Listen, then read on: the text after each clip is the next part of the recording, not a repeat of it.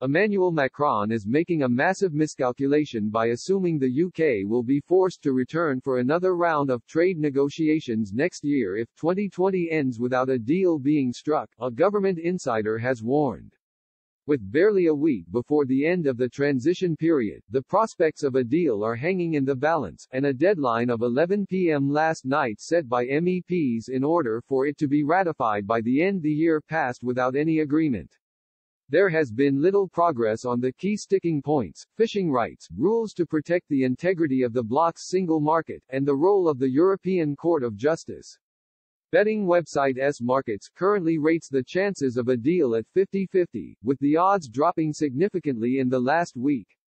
UK negotiators are understood to believe Mr. Macron is taking a calculated risk that no deal will be so unpopular domestically Mr. Johnson will cave in and accept Brussels terms within weeks.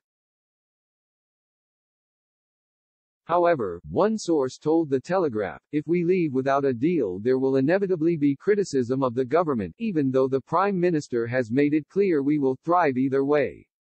Why on earth would we go through that if we intended to go back to Brussels cap in hand a few weeks later and accept a deal we have already rejected? If Emmanuel Macron thinks that's what's going to happen, he has made a massive miscalculation. Another insider added, unfortunately, the EU are still struggling to get the flexibility needed from member states and are continuing to make demands that are incompatible with our independence.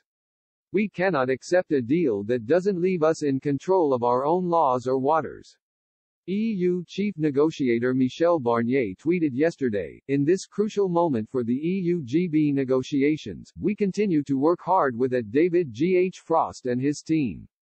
The EU remains committed to a fair, reciprocal and balanced agreement. We respect the sovereignty of the UK. And we expect the same. Both EU and GB must have the right to set their own laws and control their own waters. And we should both be able to act when our interests are at stake.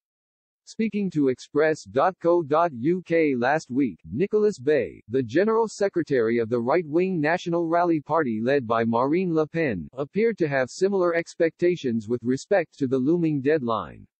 He said, we would risk, by wanting to rush the signing of a badly stitched agreement, that it would take us down the wrong road and further damage the balance of the future relationship.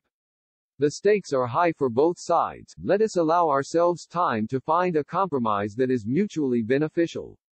It would have been preferable to avoid a no deal, but it would not be catastrophic for anyone. It would amount to a new phase of transition during which negotiations would continue.